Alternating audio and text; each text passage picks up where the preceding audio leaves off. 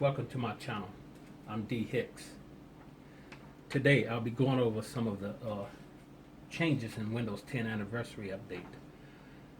Let's get started. First off, if you notice up in the top left hand corner, it has Cortana.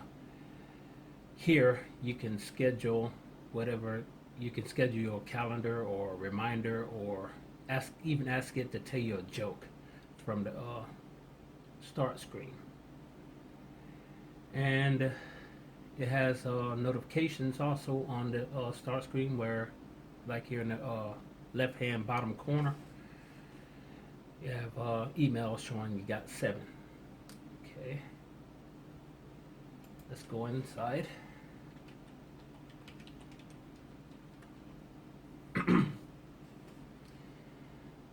Alright, some of the changes are the changes are small and minor, but you can notice the changes if you already had Windows 10 on your machine. In the bottom right corner, if you notice this new notification symbol here, it was moved from the clock in front of it was in front of the clock at one time, but they moved it to the far corner here.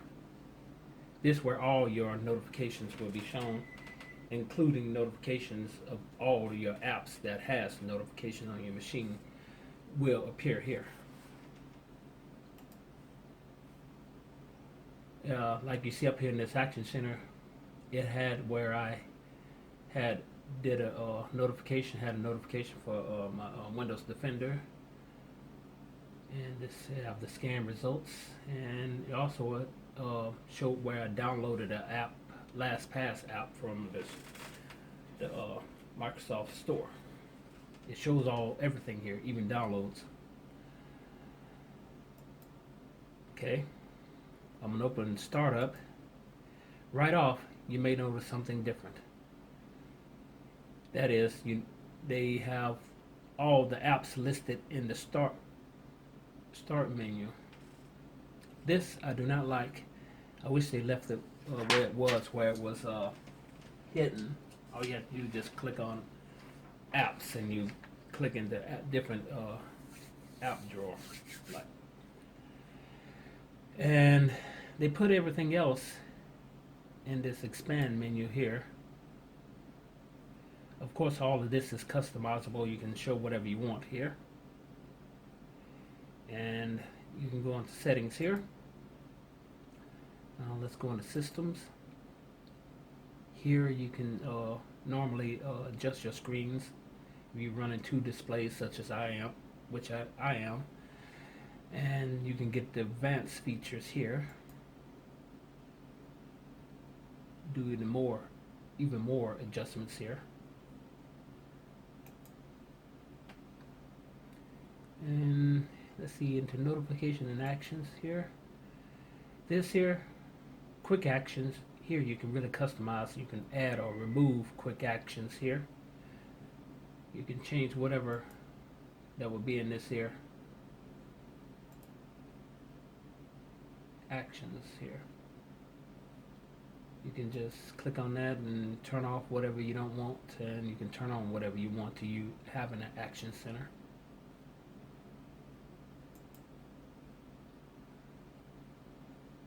This first one here, it said get notifications from apps and other senders.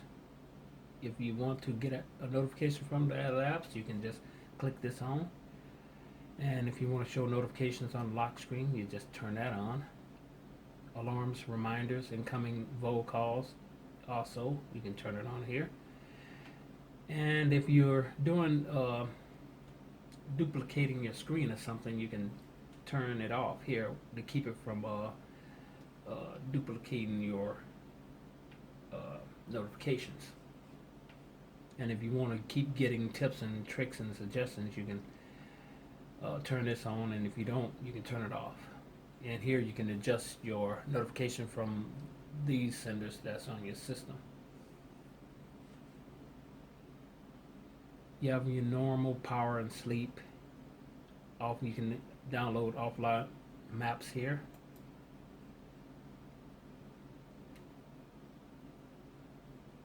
You automatically get updates and everything. And here you can control your storage, where your save location. You can control where anything saves on your machine.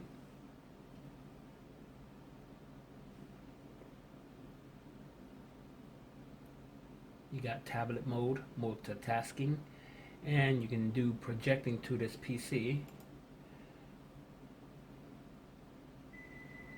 I don't mess with any of that, but if you want to try it out, you can. Here you can control things about your printers and scanners or any other devices here. You got connected devices. This shows all the devices that's connected.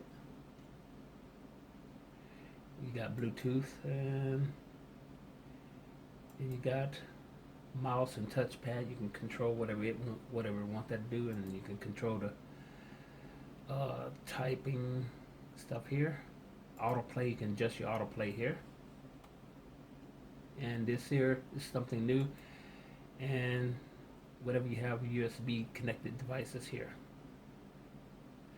You may notice these here icons are a little bit different on this version. They tweaked that a little bit as well.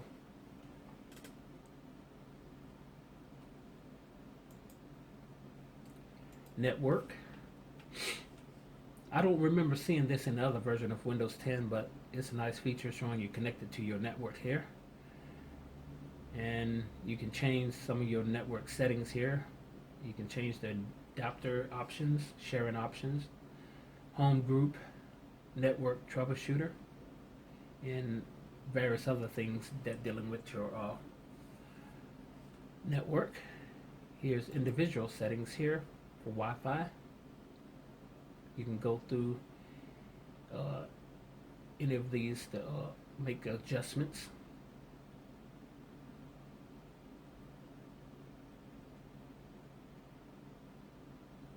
And you got internet settings if you deal with internet, and you have dial-up, and you have VPN, airplane mode, mobile hotspot, and if you keep track of your data usage, you can do it here, and proxy setting for all the advanced users.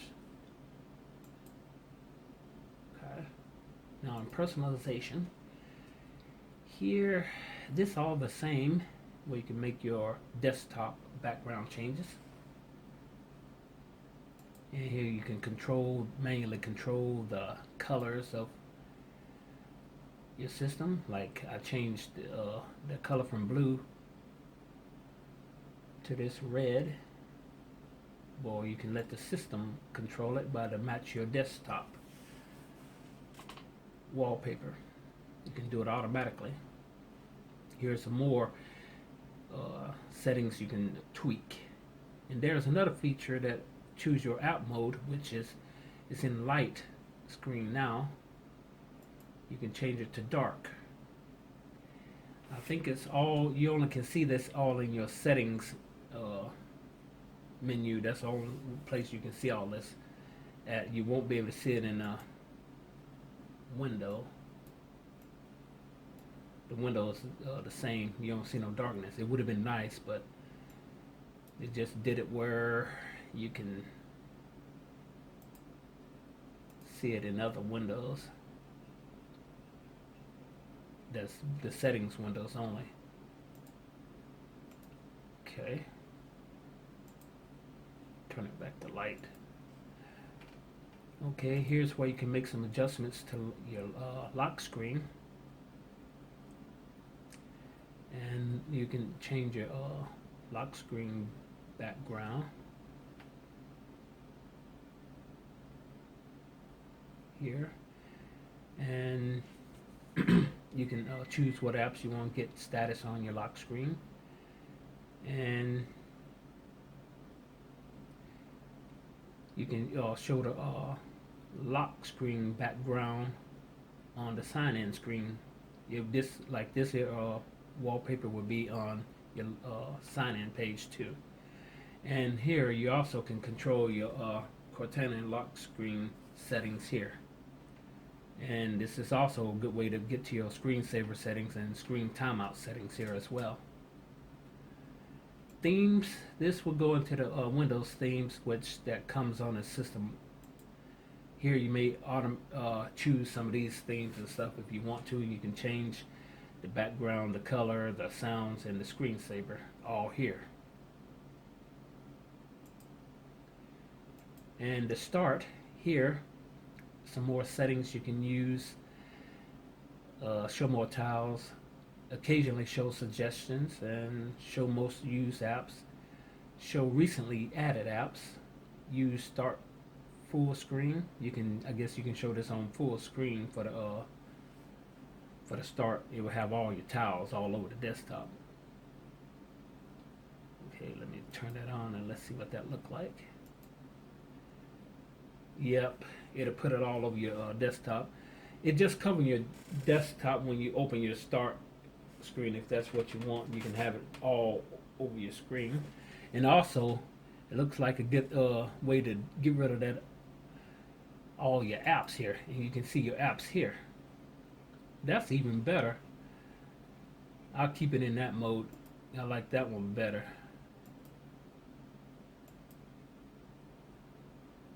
Okay. And you can show recent open items in the jump list on start or taskbar here. And this way control whatever folders that will appear on your start. Okay, let's go to taskbar. Of course, you can lock your taskbar into place, and you can automatically hide the taskbar, automatically hide the taskbar in tablet mode. You can use small taskbar buttons. These buttons, which are in small now, if you turn it off, it will increase the size of those buttons, as you can see. And this here also control your peek to preview the desktop here, and replace command prompt here. I won't be even using this feature. Alright, taskbar location on screen. This will change the location of your taskbar to either to the left, top, or to the right over here. And then you can also control it to, when having multiple displays, you have to turn on this switch to show the taskbar on both screens. You will turn this on. It'll do the same thing, left, top, right, bottom. Okay, that's all your adjustments on the taskbar. And here, as you know, it controls your counts. Here, you can go through all of those. And time and language, you can control all that, those aspects here.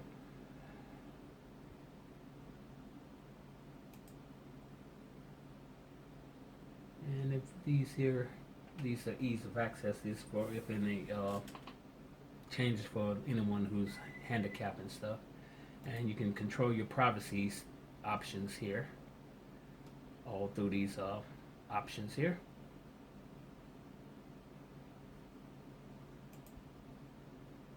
Here's where you can control your checking for updates. And you control your Windows Defender, your backup, recovery, activation, and these are for developers. And you can participate in the Windows Insider program, which you can probably get early bills of any other upcoming Windows 10 products. As you know, Windows 10 is not going to be a Windows 11 or 12. They're just going to update Windows 10 from time to time. I heard something about they're going to charge subscription fees monthly. But I don't know how true or for sure that's going to be. Since I've been upgrading for free since it been offered, and since I bought the original Windows 8 back then, Windows 7, I kept getting free upgrades. So, and I got a free upgrade on this here update. So I'm figuring in time to time, since they're going to just one operating system and just keep updating it, that's when the service fee gonna come into. I think it's either gonna be monthly or something like that. I'm not sure. I don't know how much it was. But I heard it was gonna be some kind of a fee. And this version is the 1607 version of the Windows 10 Pro. It's the anniversary update. I have to say it's Windows 10 is running smooth on my system. I hadn't had no problems. Of course, I built a new PC back in February, so my own custom PC, so it's running smooth with all the latest parts what I've added. But as everything upgrades, this Windows 10 will run smooth on it. If you like this video, please like, share, and voice your opinions in the comment section below, and subscribe. And also, I am also featuring a 1,000 subscriber award program. Stay tuned for more information on that. Thank you. I'm featuring a 1,000 subscribers $150 Amazon gift card giveaway. The only rule is you have to be one of the first 1,000 subscribers to be eligible. That's it. I will randomly draw a name from the list of 1,000 subscribers, and I will post the winner in the new video announcing the winner, and will tell the winner how to claim their prize.